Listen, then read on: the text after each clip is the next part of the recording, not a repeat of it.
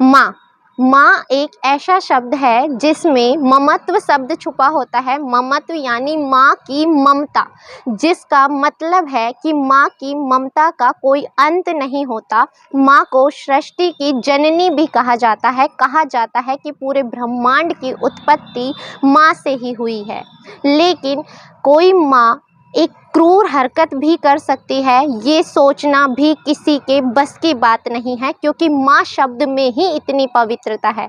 लेकिन मोहाली से एक ऐसी ही खबर सामने आ रही है जिसे सुनकर आप सब सोच में पड़ जाएंगे कि भला कोई माँ अपनी ही बच्ची के साथ ऐसा कैसे कर सकती है, किसी हैवान के पास अपनी ही बच्ची को कैसे छोड़ सकती है। इंडियन एक्सप्रेस रिपोर्ट के मुताबिक एक शादीशुदा महिला ने अपने बॉयफ्रेंड के साथ मिलकर अपनी ही 3 साल की बच्ची का शोषण किया और उसकी वीडियो बनाई। 3 साल की मासूम का रेप करते हुए वीडियो बनाई गई और उसे सर्कुलेट भी किया गया। इस घटना के बारे में जैसे ही उस बच्ची के पिता को पता चला, उसने पुलिस थाने में शिकायत दर्ज कराई और फिर दर बदर पड़ते सारे केस की खुलती चली गई। फिर एक माँ की क्रूरता का चेहरा सामने आया। नमस्कार, मैं ज्योति गौड़। आज की सच्ची घटना है पंजाब के मोहाली की। वहाँ पर कुछ समय पीछे चलते हैं कि एक शादीशुदा कपल रहा करता था, जिनकी 3 वर्षीय एक मासूम और प्यारी सी बेटी थी।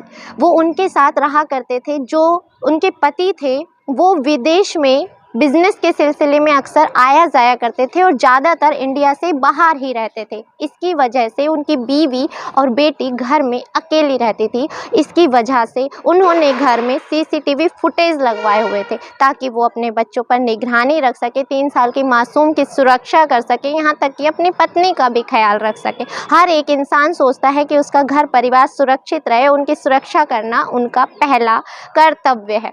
बस यही सोचकर उन्होंने घर में सीसीटीवी फुटेज लगवाए हुए थे।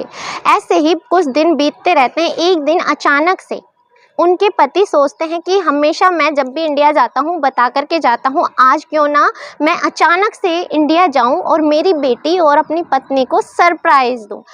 मामूली सी बात है कि हर कोई व्यक्ति इतने दिनों तक बाहर रहता है तो वो सोचता है क्यों ना अपने घर वालों को सरप्राइज़ किया जाए। और कोई अपना प्यारा और चाहने वाला अचानक से अगर सामने आता है तो उसे देखकर जो खुशी महसूस होती है उसका वर्णन तो कोई कर ही नहीं सकता।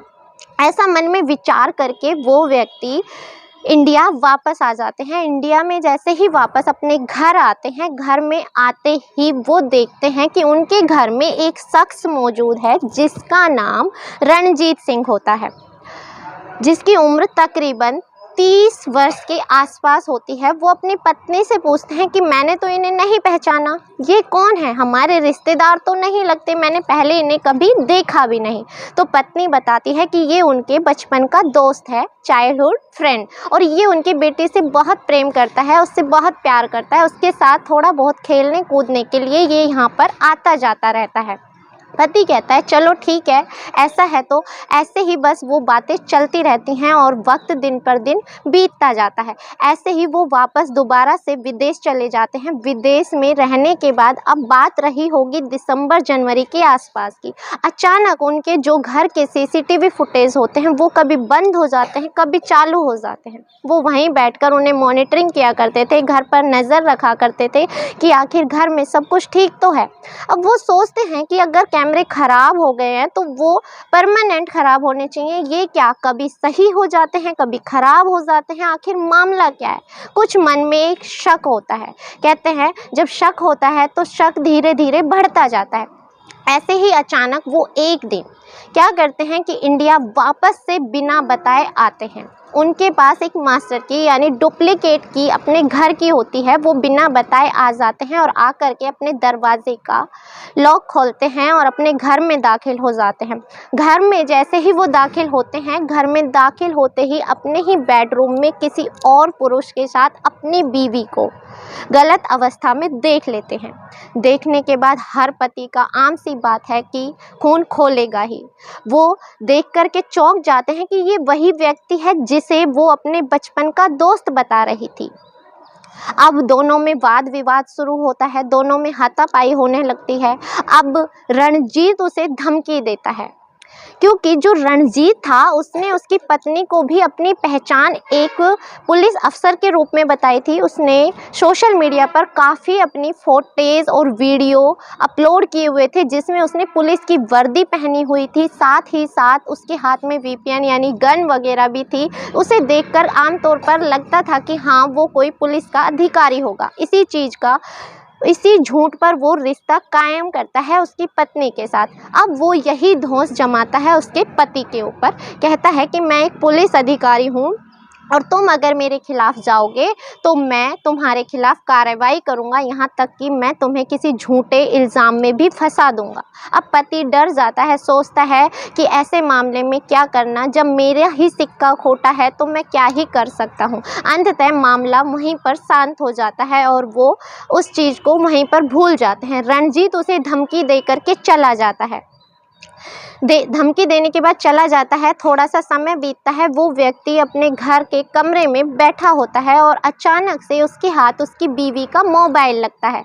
वो मोबाइल को ऐसे ही ओपन करके देख रहा होता है तो देख करके चौंक जाता है कि रणजीत और उसकी पत्नी के करीबन 1 साल पुराने उसमें चैट थे, जिसको देखकर पता चलता है कि वो कोई उसके बचपन का दोस्त नहीं था, बल्कि 1 साल पहले दोनों एक सैलून में मिले थे। दोनों की सैलून में मुलाकात हुई, दोनों की मुलाकात दोस्ती में बदली, दोस्ती से प्यार में बदली और प्यार से अवैध संबंधों में बदल गई।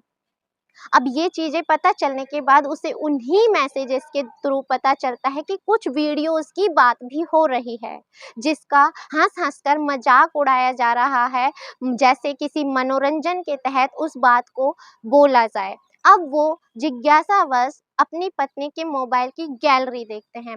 जैसे ही वो अपनी पत्नी के मोबाइल की गैलरी देखते हैं, उनकी आंखें लाल हो जाती हैं, मानो शरीर पत्थर का हो गया था, पैरों तले ज़मीन खिसक गई थी।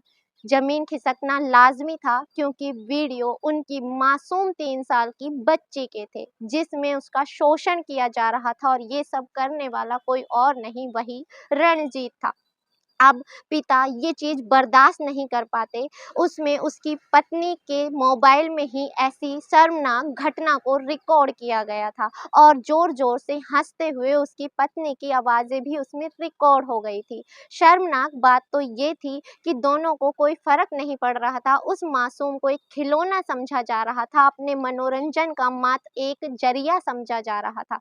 अब पिता कहते हैं कि पत्नी के लिए तो एक पति कुछ भी बर्दाश्त कर लेगा, लेकिन एक पिता अपनी बच्ची के लिए कुछ बर्दाश्त नहीं कर सकता। अब वो सारी धमकियों को भुला करके सीधा पुलिस थाने पहुंच जाता है। पुलिस थाने पहुंचने के बाद वो शिकायत दर्ज कराता है। शिकायत दर्ज कराने के बाद अपनी बीवी और रणजीत के खिलाफ शिकायत करता है। शिकायत में वो मोबाइल दिखाता है, मोबाइल में उनकी चैट दिखाता है, यहाँ तक कि उनकी जो अश्लील वीडियो होती हैं वो सारी दिखाई जाती हैं। सारी वीडियो दिखाने के बाद पुलिस उन पर कार्रवाई शुरू करती है। कार्रवाई शुरू करने के बाद बीएनएस की धारा 65(2) के तहत भारतीय न्याय संहिता सेक्शन के तहत रेप का चार्ज लगाया जाता है। इसके साथ ही धारा 204 में किसी सरकारी अधिकारी का भेष बदलने और धारा 351 और 2 और धारा 6 के तहत पोक्सो एक्ट का मामला दर्ज कर लिया जाता है। साथ ही साथ अब बात करें कि उन्हें तकरीबन कितने वर्षों की सज़ा मिलेगी और क्या सज़ा मिलेगी, तो कम से कम उन्हें 20 वर्ष का कारावास होगा। क्या माँ ऐसी हो सकती है? कोई माँ अपनी बच्ची के लिए ऐसा सोच सकती है? ये सोचकर भी दुख होता है कि आजकल जिस तरह से हमारा देश, हमारा समाज कार्य कर रहा है, क्या हो गया है? कोई पति अपनी पत्नी को मारकर फ्रीज में बंद कर देता है, कोई पत्नी अपने पति को मार करके उसके टुकड़े करके ड्रम में बंद कर देती है, कोई माँ अपनी ही बच्ची का रेप करवा देती है, कोई पत्नी अपने आशिक के साथ मिल करके अपने ही पति का खून करवा देती है। तो हमारा देश जा कहाँ रहा है, कुछ समझ नहीं आ रहा। बस हम इतना जानना चाहते हैं, क्या हम हमारे घरों में भी सेफ है?